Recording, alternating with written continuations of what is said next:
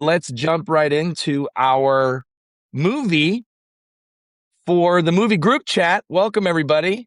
This week's movie, by the way, before that, we got Jeremy Givens, actor, producer, filmmaker, father, businessman. We got Justin Givens, director, writer, perfect hair, and a plethora of other things in this world that he brings. And you got me. So, movie group chat. I'm Chet. Our movie this week is Mike and Nick and Nick and Alice. What'd you guys think? The movie? I didn't like it. No, I loved it. I thought it was good. I didn't like it at all. Great. No. Okay, well, we can make everybody else make their decisions on whether they liked it or not. Those of you, if you're just catching up, what the movie's about is a mobster played by Vince Vaughn uses a time machine to go back in time to a night of regret in order to rectify a fatal mistake. His only obstacles, his boss, his wife, his work partner, and literally himself. So I'll start it off with a question to you guys. I don't mean to be monopolizing this whole thing, but we're doing it. All right. First question for you guys. Would this have hit the zeitgeist if it was in theaters? It was on Hulu via Disney Plus. It went straight to Hulu, which I don't know many movies except for Palm Springs, the only one I can think of, especially as a comedy that went right to Hulu. So would this have hit the zeitgeist if it was in a theater? If so, why? And if not, what was missing from this comedy that would make it do so? You want me to go first? Sure, go ahead, since you hated it. No, this would not enter the zeitgeist. I think in particular, comedy and rom-coms, like, I know that's kind of a similar thing because it's common rom-com. But I think comedy and rom-coms are the two types of films that are probably best suited for streaming more than any other film. Not to say that they can't do theatrical. If something didn't hit the zeitgeist that was a comedy from streaming with way more easy access, there is no chance in hell it was going to be able to do it in the theaters, which is much harder, especially for comedy these days. And in this particular case, what's missing from the movie is the comedy. You just didn't think it was funny at all? I didn't think this movie was funny at all, dude. I think I laughed twice. Okay. Wasn't expecting that. Jeremy Allen Givens, what do you think? I'm going to go a different way. I actually thought that okay, I'll put it like this. It was fun. I loved the way that they used time in this, and like the time travel wasn't in the forefront of the film. It was more of in the back of the film, but they still, in the sense of like you're meeting somebody from the future and they're going on the journey with you in present time. I think that that's a refreshing way to look at like time travel, a refreshing way to have a screenplay that's on a linear path. Because you always have somebody that you know that you're looking forward, like there's somebody that's helping you out along with the story, that also you know that there's something bigger that's coming all the time. So it kept me engaged to kind of see like what's going to happen next and where is this going to go. The stakes being there, that like I immediately thought of like with Nick, I was like, if present day Nick dies, both of them die. So Vince Vaughn's character. Yeah, which is Vince Vaughn's character. That was something that I thought was it was really refreshing for that. I thought that was like pretty more much refreshing when Looper did that same plot line first, but go ahead. Wait, what'd you say? So it was more refreshing when Looper did the same thing first. Okay, fair point. I can see what you're saying. Oh, my But name is Justin. I'm comparing it to a movie that wasn't even a comedy and it came out in 2012 that people forgot about. Kind of impressive if it's right that it was 2012 and you just ripped that off the top of your head.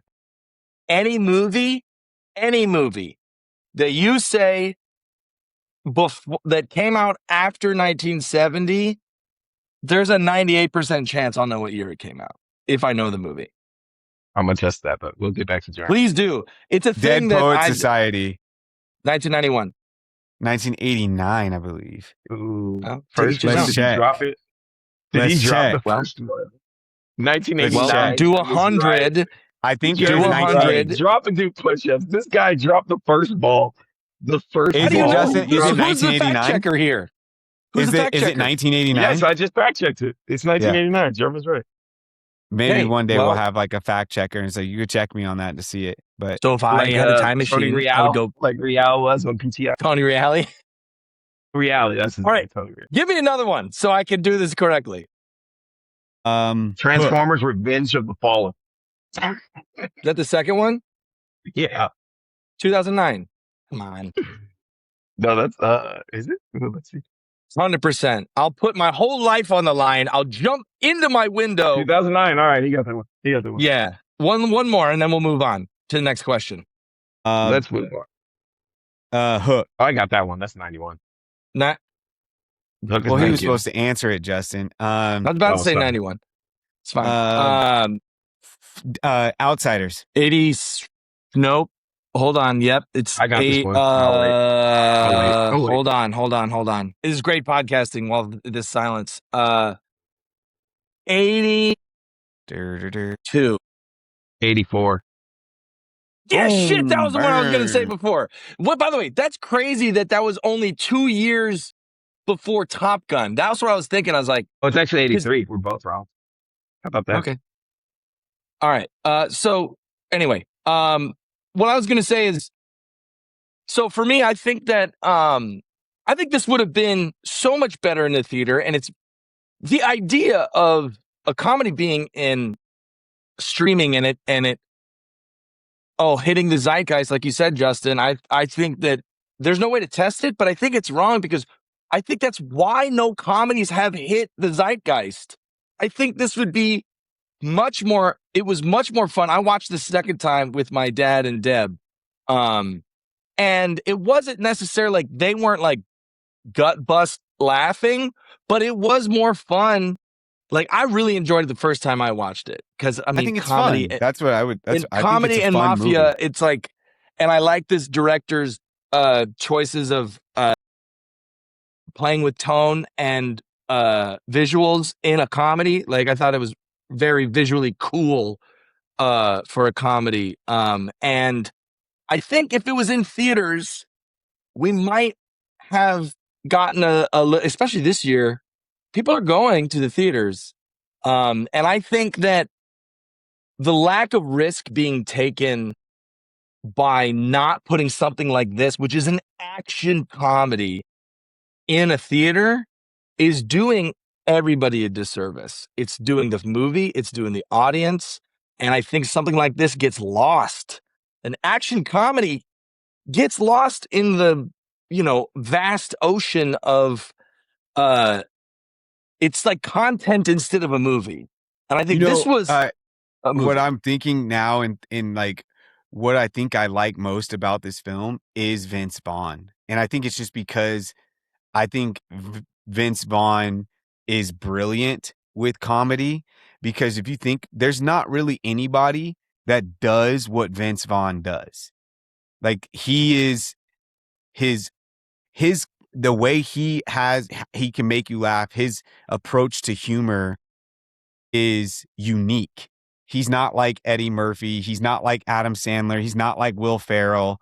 He is what he seems like is like he's just like a human being that just is he's able to just make you laugh. Like he's just able. I don't even know how to really. I'm trying to find ways to like really describe it, but yeah, I think I can describe it for you because I had this exact same thought, Jeremy. And I kind of mentioned at the end of our last episode, didn't mean to cut you off, but no, you're good. This exact thought is kind of what pushed me to this movie, because I have like 2 or 3 other movies that I'm really excited to share. And I wanted to bring a comedy in, but discovering that Vince Vaughn, his voice, his cadence, and his comedic presence, I think is the most underrated thing about the decade of, the platinum age of comedies that we grew up in. Singularly, I feel not only in myself, but in the way that we talk to each other, the pace, the cadence, the quickness, the wit, like that's picked up through osmosis. And being around, Justin and myself, on occasion, substitute teach as a day job. Kids don't talk like that to each other. Parents don't talk like that. The Vince Vaughn infected the way that millennials talk to each other, especially like guys, who watched, which were the clear demographic for his movies back then. And that leads me perfectly into my question. I mean, it had to be about Vince Vaughn. And I'm interested what you have to say about this, Justin, because you hated it. What was the thing that made this movie work for you, or what stood out? That was my Okay. question. What stood out? Because Jeremy just told me it was Vince Vaughn. I completely agree. Because I think Vince Vaughn was great because he was playing the wit through the conviction of regret. So he was kind of sullen, but he used his wit through his sullenness and conviction. And I'm like, that's a beautiful recipe that I didn't know you could do. Okay. I'll answer this question twofold because I can compartmentalize. The thing that worked the best about this movie is the character work that Vince Vaughn was doing, playing two different characters, or not two different characters, the same character at different phases, but close enough to where there's a ton of similarities, but he's also playing the differences in just 6 months of this person. Was really cool to watch, and his acting chops, as much as we talk about his comedy, and Vince Vaughn's a legend to us comedically, uh, he's also always, I mean, even from the beginning, been able to do both, like walk both worlds, walk the world of drama, walk the world of comedy. And that's also, I mean, I would say his comedy has always actually been based in drama, uh, and that's kind of what made him different than, to Jeremy's point, Eddie Murphy or Will Ferrell. Um, So Vince Vaughn's character's work is what worked for me. I guess what didn't work for me, since I'm the one who hated this movie, is you mentioned the tone. I think the tone was the problem. It was it was not funny enough to be a silly movie, even though I liked the concept and I did actually like the way time was used in the movie. But it wasn't funny enough to be a silly movie. The action wasn't stylish enough to be a slick action with some comedy like thrown in. And then Jimmy Boy was the worst element of this movie. And I like him. I'm a huge fan of American Vandal and Real Bros of Simi Valley. Uh, but his style of comedy felt completely out of place. Every time they did any bit with him, I was rolling my eyes. Like it felt so forced, and it felt so tonally unbalanced with what I thought were the best laughs was kind of the regular conversations. The chloroform one, uh, that was one laugh that I got. And then the Gilmore Girls conversation was hilarious. Because it was just like so grounded, and it was kind of that Pulp Fiction right behind me, that Quentin Tarantino style where like these characters in this bizarre situations are having a conversation about pop culture elements. And that was the biggest laugh for me. But whenever Jimmy Boy came in, it felt like he was in a different movie to me. I was like, his humor was all over the place. So yeah, I guess for me, the biggest thing that didn't work was just the tones at times just felt imbalanced, and the lack of fully committing to the action or the comedy. That's interesting. I think I also really like him. There's also kind of a soft spot because even though he went to U of A, I Oh, saw him. you go to U of A. Oh, Yeah, I he went take to U back of A. everything I said. Yeah. What do you mean you take back? It means you agree with everything you said because you didn't like No, him. I take back. I mean, I didn't like him in the movie. Now I take back when I said I like him. Torch I up, baby. saw Come on. him at a at in 2011. I saw him with my boy. Shout out Jason Shreve. We were going to the ASU game, ASU U of A game, and Jimmy Tatro was doing they were playing beer pong in the parking lot, like between two giant vans, and he was super cool. He knew Jason, and he let me and Jay do a guest beer pong shot. So I kind of like he's a super cool guy. However, I like what he does with the broiness. I think, especially American Vandal and anything else I've seen him in Theater Camp was another one he was in. I really liked. He takes the bro guy, and in other ones I've seen, and I think he did it in this one. He doesn't do it as an archetype. He kind of challenges the archetype. I know this is like a heady way to talk about a guy playing a bro, but as No, someone I who gets agree with everything you're saying.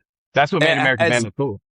yeah, like as a guy who like I go out for like broy stuff all the time, and anybody like our boy Kenny Chang, like when he wrote me a bro part, and I sat there and like kind of challenged it and said like that is kind of it's a millennial trope that people that we know that are bros like that, they're actually interesting people sometimes because they're into something that you'd never expect, or they have feelings, and I think Jimmy explores that, and that's his lane.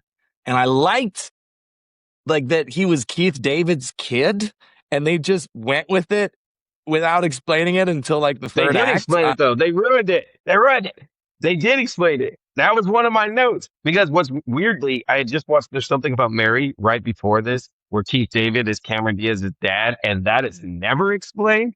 And at first, I was stoked because I watched them back to back, and I had no idea Keith David was in this. And I was like, "Oh shoot, Keith David's got another unexplained white child," and then they explained it, and they stepped on it because I didn't want it explained. That's fair, but I like that it happened because it's like it kept me interested. What did you think about it, Jeremy? What did you think about Jimmy Tatro? To me, his character was I guess like he wasn't the reason. I didn't really think about him much in this movie. If I'm not trying to be mean or anything like that. It's like it wasn't so much him that I really liked. I think really why I enjoyed this movie was solely because of Vince Vaughn. Now thinking about it, everybody else, not to say that they're bad, not to say that they're bad actors, but I think that like now like hearing Justin's perspective and like reliving it and kind of like sitting in it, I think the most that I like about this film really comes from Vince Vaughn. But honestly, Keith David was great in this too. I think that there's things maybe I just like Keith David, but like I think that he was good. But the I did have boy, a I get Keith David. I kind of see what Justin is saying is like it probably I think it might have been funnier to kind of leave it ambiguous and it's like nobody ever really talks about. It would have been a great bit for the group of Nick, Mike, and Alice to like somehow have to talk about it and be like, hey, like are we ever gonna like figure out like he's completely white and his dad is completely black and nobody knows like really anything like that could have been something that would have been fun, but of course then it would have been a different movie. I'm not saying that they could do whatever they want with it, but I do see kind of what Justin's perspective is on this, and like feels like there weren't it wasn't as complete of a film and as it maybe could have been, and a lot of the characters just kind of were really fast, like like a lot of the henchmen and stuff like that. I think that maybe that was intentional, but it just felt like really like I wanted to see more of Vince Vaughn and like I wanted to see more of Nick and Nick. I didn't really want to see really anybody else. Yeah, that's interesting. Okay, so Justin's turning Jeremy into hating it, so I'll just go the other way I and don't hate defend it. it even more. I told you. Now that's I what think this the is. movie is It's fun. too late. I don't hate it. Yeah. I don't hate it. I never said I hated it. I said I didn't like it. I don't hate I it. didn't hate it. I thought it was fun. I was like, oh no, like I don't think anybody's I did crazy like the movie. I was like, I thought it was fun. I'm not. I did think it was fun. I like the fact that we everybody feels differently about it. This is fun. Because, well, one thing to counter that, and that's valid. There's probably two things that personally that I came away with this appreciating. Number one is like I loved the filmmaking, and based on what you guys are saying, like there's a level of taste and potentially, taste through opinion of execution. But this was a swing, man. Like this was a comedy and it was a swing. And I loved the fact that this guy was so unafraid of being ultra specific. And I think comedies, there's so many things that have tried. I think part of the reason that, we're in such a drought of great zeitgeist writing comedies because when people try to make things broad or four quadrants or whatever, it falls flat. And the specificity of like, hey, I'm gonna put the writer director, I'm gonna put a 8 to 10 minute argument about the Gilmore Girls in the middle of this movie, right around the conclusion or as we start to go into the third act. I hated the Gilmore Girls growing up. My mom and sister watched it. But what I loved is that, and I heard on a podcast that he had got pushback from that. And he stuck to his guns and like it was still funny to me, even though I didn't get all the references. It was the fact that all these people know and love and are unapologetic. I thought it was hilarious. Yeah, I thought that's it was hilarious. funny, right? And I like that it was actually rooted in something real. That the only reason why the dudes watched it was because of her. Because like the amount of things, like, because I've seen Gilmore Girls, but it's only because of like an ex, or like there's so many shows that like I understood the conversations because I've seen the Gilmore Girls literally because of an ex. So it's funny that you could laugh at it because I was cracking up because I was like, it's crazy that I don't like that show, but I have an opinion on everything that they're saying too.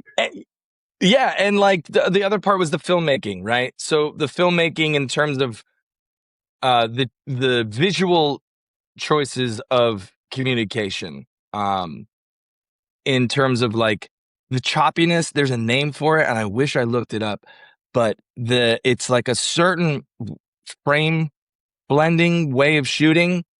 It wasn't slow motion. It was almost like they mess with the frame rate to make the action more crisp.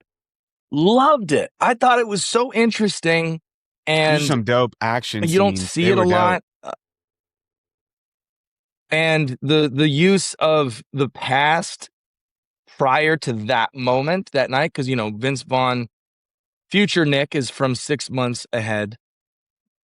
Present Nick is from then, and anything they showed from the past was in black and white. And I caught that the second time, and at the end, at the wedding dance, that it looked like like they were just showing footage from when they met each other at the wedding prior, Alice and Mike. It faded from black and white to color. And I thought that was cool because it's like, oh, that was in the past and now this is literally actually happening. That's not necessarily to do with the comedy, but filmmaking, it took a swing and I appreciated it. So somebody's and I never have seen Memento before, huh? No, I'm just. you got me. That came out in technically 2000, but puts out at 2001 because of Okay. That theatrical. is right. That is accurate. Because the festivals, it was 2000. What's that smirk for, Germ? Nothing. I'm actually listening to what you guys are talking about with Memento. I can't just be happy that two friends are talking. I can't do that. That's some. No. In fact, That no. face is no. That face is some John G energy right there. Okay. I'm sorry. If you watched it, you'd get it. Jeremy, maybe Yeah. brush up on your Nolan. John G, which is what? Which film? That's Memento? Memento to me. Yeah. Why do you keep Is it saying Memento? Memento? It's Memento. Memento? No, there's an E there. Memento. Jean Susie de la Souza? I knew Cruz? you was about to say John Dale. I knew you were about to say that. God, I could have written the script. I was like, Jeremy Gibbons, John De La Cruz. Oh, Jean de speaking of la movies in the past, my last.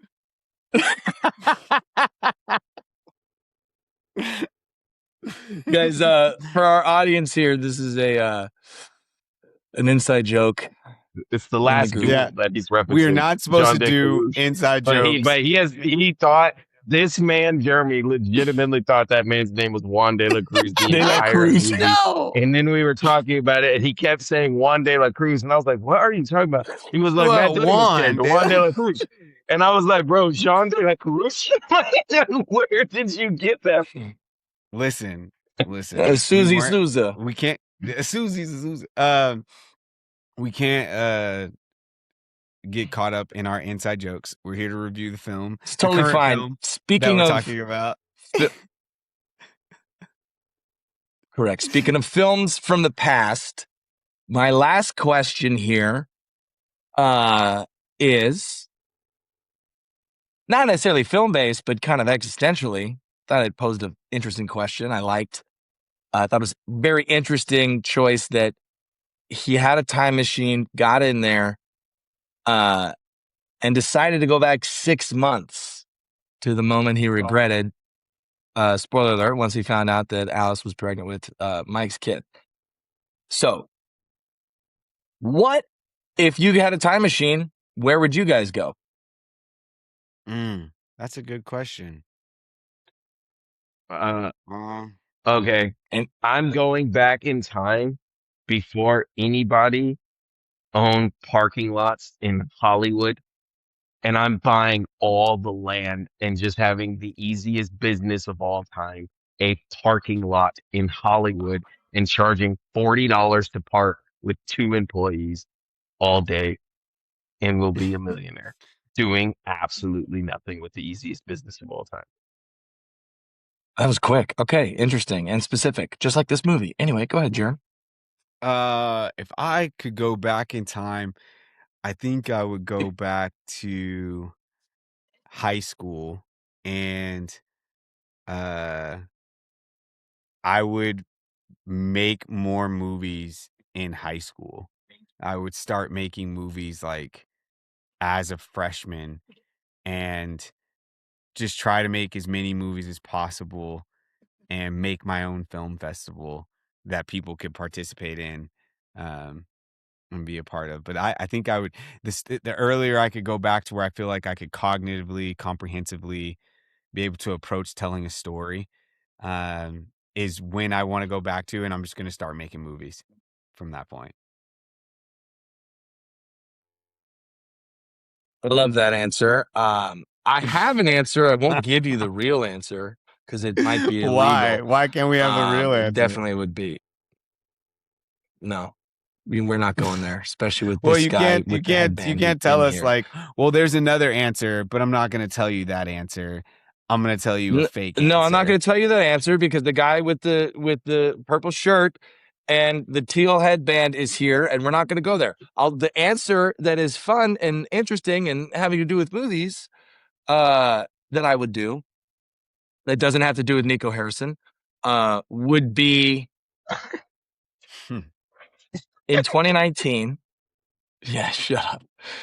In 2019, when Jeremy, when you called me and told me that you were moving to LA, and I had just found out that I was moving to LA as well, and you were sending me house links of places you were going to look at, and there was a chance for me to put money down for us to secure a 3-bedroom, be you and Noel.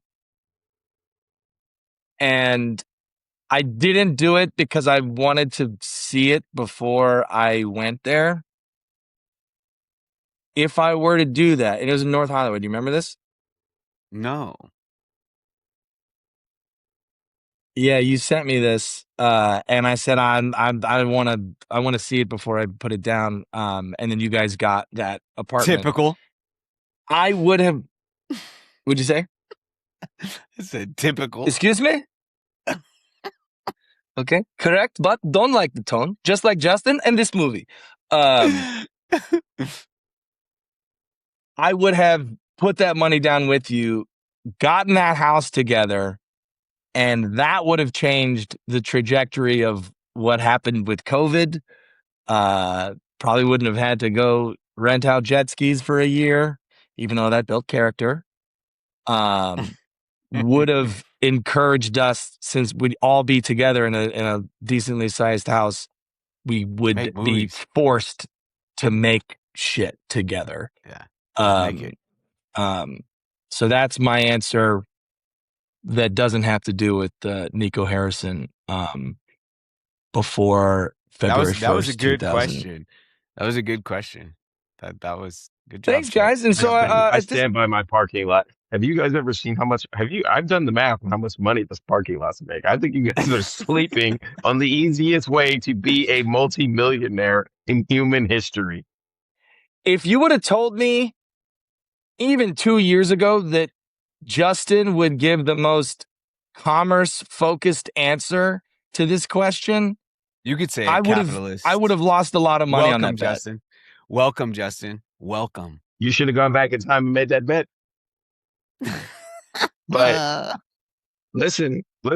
At age 35, being broke and fighting for the people has stopped being fun. Listen, I had a lot of fun battling cops for a good chunk of my life. I want some money now. I'm selling out. I'm selling out. Welcome, Justin. We're so happy. You don't have any Welcome. You won, Jeremy. It broke me. I'm gonna put my beautiful tie thing. on. I'm putting my shirt and tie on. I'm making Godzilla 16 and moving on with my life. God see bless. that. Welcome. When you guys do that, while I kick down doors until I make a living doing what I want to do and make all the money doing it my way, and then you'll be like, "Oh wow, how can we do that?" And I said, "Well, you should have not sold out." But I'll probably be dead like shortly after that. Why do you think somehow. that I would say? What do you think I've sold out on? You haven't. I'm just going off of Justin saying that. I don't truly believe that Godzilla 6 would be selling out. Godzilla -1 was fantastic. My number one. I'd make. Well, how did Germ sell out? I don't know. Was it when you bought the gloves for Sundance and in advance? She's saying that, we're gonna do a pod. We're gonna do a pod from Sundance. We should. We totally should. We should do a podcast from Sundance. That'll be great. That's gonna be a lot of fun. All right, you guys have your one quick thing. Okay, so well, I guess we kind of already talked about it. But my one quick thing, I'm just gonna keep doubling down. Vince Vaughn is one of the best comedic actors on the planet. Like, he is, to me, there's maybe 2 guys that I would put in front of him. I think that everything that this man does is comedy genius. And I just I've seen enough of his work to know, like, if Vince Vaughn is in it, I'm gonna watch it. Flowers for Vince. Hell Dude, yeah. I loved Nona, by the way. I feel like no one watched that movie, but I The loved that movie movie. about like the restaurant? Nona, Is that what that? the restaurant. Yeah. Yes, it It was came out good. last year. I feel like Yes, it nobody was good. watched it. It was good. I like Perfect that movie watched to it and I watch was with like, your dude, parents. Vince Vaughn is like, I watched he's it with the my guy, mom. Maybe bro. that's why I like it. Yeah. I watched it with my mom's and I loved it. My one quick thing, outside of the comment about Keith David for the second time having an unexplained white child, because that was my original thing. But my second thing, my favorite part of this movie was the opening scene. Old school opening credits need to come back. As I've been watching a ton of films, films used to bring you into the world of the movie with a nice long opening credit sequence where something was going on. Comedies were kind of the best at it because it was like always some like upbeat music. Like think about Coming to America.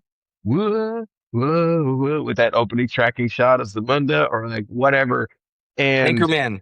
Ghostbusters, in the library, the long opening credit scene of the guy just singing the song and it just leads to him just dying and the whole thing getting blown up was my favorite part of the movie. I thought I was going to really like the movie when the first scene happened and then everything else happened. Interesting. All right. Well, my one quick thing is there was a guy named Chet in it, and he was an idiot. So there's another one there. Who was named Chet?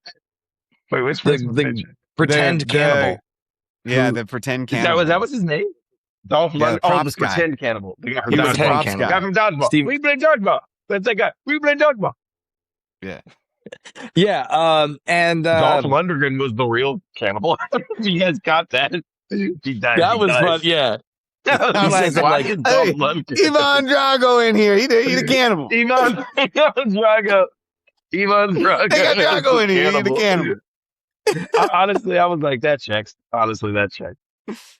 And I'll close out with saying that selfishly, the reason that I like this movie is I saw about 4 parts that I would have loved to play, and my sensibilities as a actor and whatever I do, I looked at this and I was like excited, like, oh man, like I would have loved to play a few of these parts, and it was nice to see something that kind of matched my sensibilities as an actor and an artist. So that was refreshing and exciting to see that there's stuff like that being made that's in the lane that I'm pursuing. Yeah. Yeah, So, that's dope. yeah, I mean, anyway, Jeremy, you are it's your turn for the a- next movie, correct? No, actually, so I remember, guys, we told you that there was somebody else also a part of this podcast, but he is a full-time Oh, that's right. real producer, and he's not always able to make it. He's gonna try to make it to this next one. So, I actually asked him. I was like, "Hey, you're up. So, what movie should we be watching next?" And Brick gave us the movie. Let me see. How to Make a Killing. It's on Glenn HBO Powell. Max. Glenn Powell, baby. Yes, Movie with Glenn star. Powell as the lead. It is directed by John Patton Ford. Disowned at birth by his obscenely wealthy family, a blue collar stop at nothing to reclaim his inheritance, no matter. I'm butchering this because I can't really read it. I'm sorry, I'm old, guys. So It's like, basically a dude who's assassinating everyone in the way to get an inheritance that he's like 7th in line for. Yes. Disowned at birth by his And it stars obscene Glenn wealthy Powell. family, a blue collar stop at nothing to reclaim his inheritance, no matter how many relatives stand in his way. So that's the movie for next week. How to Make a Killing. Thank you, Aaron Brick. If you can feel it, chase it, Jeremy. If you can feel it, chase it, Jeremy. Okay, so if you're gonna make those little side jokes, the audience doesn't know why you're saying that. So I have no issue with Glenn Powell. They're gonna say eventually that I have an issue with Glenn. I don't. I want you to say that Glenn Powell is a movie star. Glenn Powell is a movie star. He's an incredible actor. Glenn Powell is a movie star. Glenn Powell is a movie star, and he is an incredible actor. My issues with Twisters is that I said the original Twister is better than the sequel, which is kind of a sequel. And that's where this whole thing of I'm a hater on Glenn Powell comes from. I'm not a hater on Glenn Powell. I think Glenn Powell is a great actor. He's very talented. I like him a lot. I like everything that he does.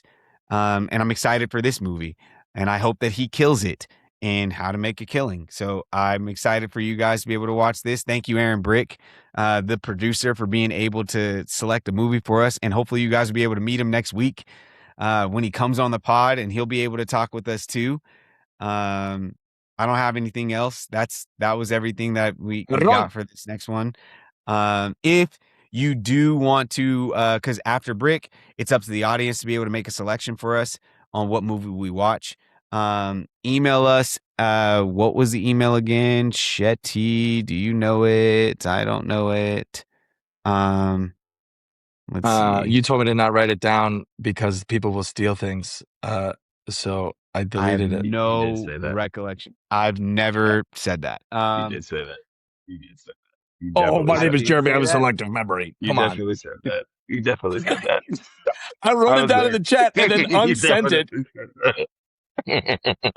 Our literal when I was joking, I was like, well, don't write it down because now Apple has like it a forever. joke. It didn't sound like a joke. I was there.